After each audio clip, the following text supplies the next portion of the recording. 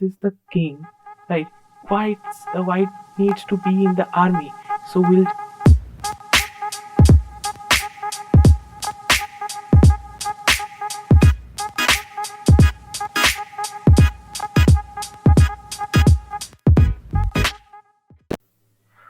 Okay guys, welcome to today's video. So in this video we are discussing Kadane's algorithm that makes solving this problem, like in this case maximum subarray problem, very simpler.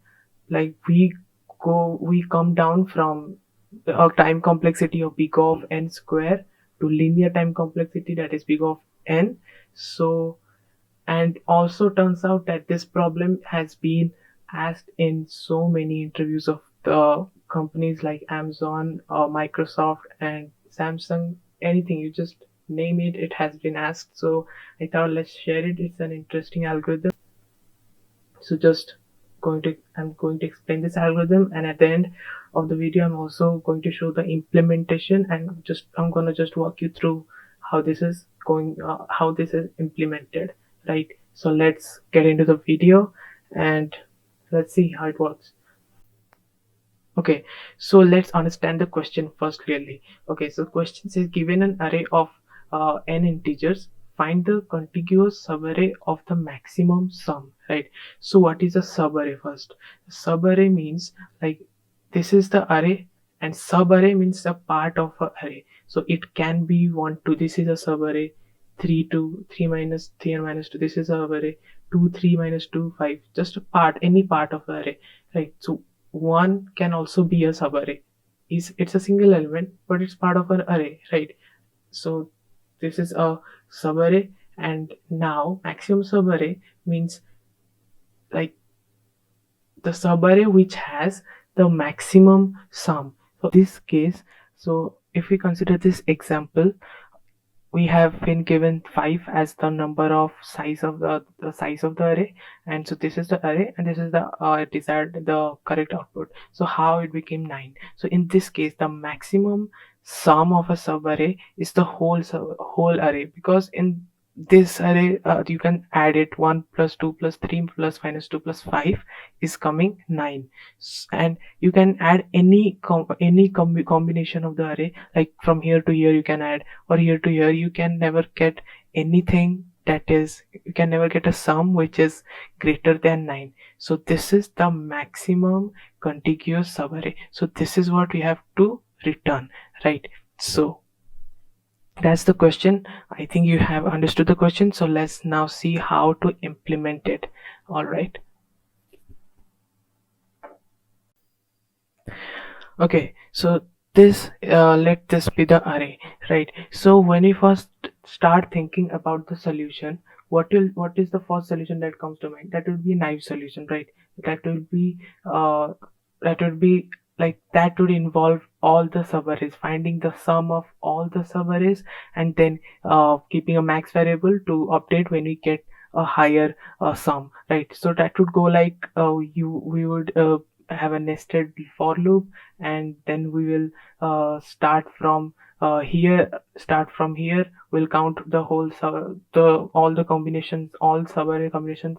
This is one, this is another, then this is one, then this one, and then when this is over we will get that all the combination. We'll count all the sums from here, then here, then here, and every time we just go through the whole subarray, and that would eventually make our program very slow, and thus making our time complexity big of n square, right? Big of n square, and that is not something we want. We if it's an array problem, always remember there 90% of the time there is a solution which involves linear running time. So in this case, that is why we are learning Kadane's algorithm, and you will find it really interesting. So stick with me. I'm going to explain you what is Kadane's algorithm and what's the logic behind it, right? Okay guys, so now let's understand how Kadane's algorithm can help us and make our program faster. Okay guys, so now we'll understand how this algorithm works, right? So for this algorithm we need two variables, that one is current sum, that keeps the track of the current sum, what is the current sum, and the maximum sum, that is the normal maximum sum, which just compares the current sum and the previous maximum sum, uh, and if the new current sum is greater than the previous maximum sum, it just updates it. So here what is important is the current sum, right? So here the first initial values of current sum and maximum sum will be array of 0. That is the first value of the array, right? So next thing what we will do is we'll do a for loop in which we are traversing from the second index, and so as we are indexing an array from 0, so we can tell the first index from here till the last, right? So in every step we need to update these two variables, right? So how this is going to work is that, so first when you enter the array, we are here, both the current sum and the maximum sum are here, right? So next step will be okay, let's imagine I'm writing here current sum. This is where we'll update this, right? So next, okay, so next the first thing is that we are here, then we enter the for loop and we need to update current sum, right? So to update the current sum we have two options. Either we will update the sum of the previous sum of the current sum and the current element, that is here, that is 3, or we will update it with just the current element. And when we will update the current sum with the element, when this element will be greater than the sum of the whole this thing, right?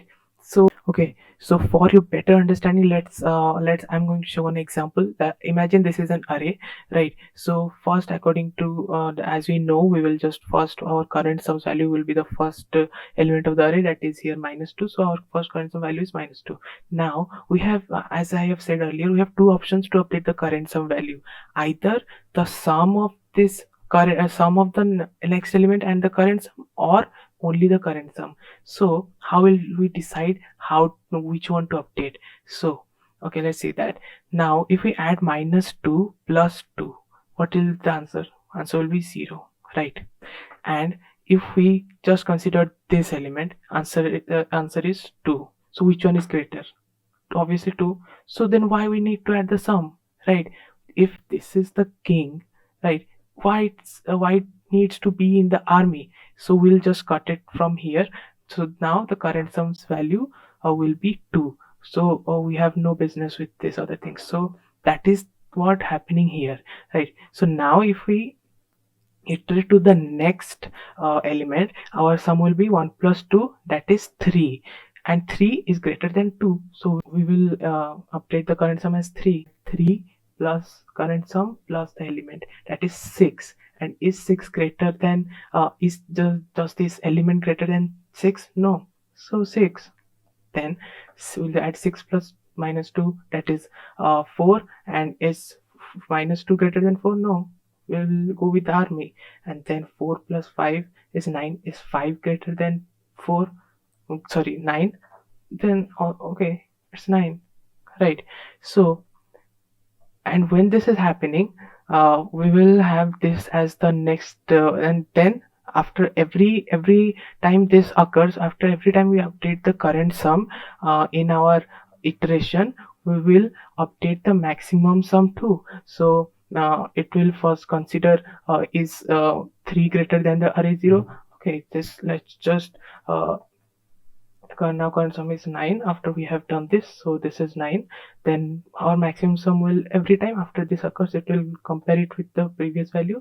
And then 3, then okay, we have 6 bigger than 3, then we have 6, and then 4, and then eventually 9. So we will, after our loop gets over, we'll return this. And the best thing is that we get the time complexity is equal to big of n, which is linear time, so it's faster and better and great for answer. So now we will see how to implement this algorithm, right? So okay, let me just increase this size so that you can see this comfortably. I think that's okay. Okay, so now let's see what's happening here, right? So this is just the function which does the work, you know, the input and output things. So here you have the function which returns the maximum sum, right? That is 9, which we have just discussed in the previous example, right? In that case. So this function takes in the array and the size of the array n. Then as we had discussed, we uh, initialize the maximum sum as array 0, that is the first element of the array, and the current sum 2 as array 0, that is the first element of the array. Then we will just use one loop. As we had discussed, we have reduced the time to big O of n, and then we get into the loop. So now, as you discussed, we will first update the current sum. So first of all, we have the current sum as 0, so that's why you can notice that we are taking the sum from 1, because we have already set our current sum to 0, right? So we don't need the first value again, right? So as we had discussed, we need to take the maximum of either the sum of the previous current sum and the next and the current element, or just the current element. When we take this, when this is bigger than the whole thing, the king, you remember, right? So that's how. So we use the max function and find out which one is greater. We update the current sum, and then we get to the next, that is updating the max sum. So then we just compare the current sum and what was the, so at first our maximum sum will be array 0, and don't keep this 0 because sometimes there is if our current sum will be -1, when we take the maximum we will get 0 only, but 0 is not in an array, right? So we just need to make it initialize as the first element of the array.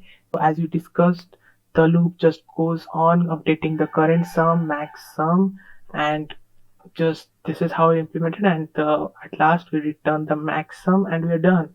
So next time you get the question, you just show the time complexity. This time we are not going to get daily, we are going to get it accepted and also faster, right? So that's it for the video. Just wanted to discuss this algorithm with you, and I hope you got what I wanted to tell and just use it. And that's it for the video, and see you on the next one. Till then, stay safe, stay good, be future driven, and do subscribe to channel because there are a lot of awesome videos coming along. And let's see you on the next video. Thank you for watching the video.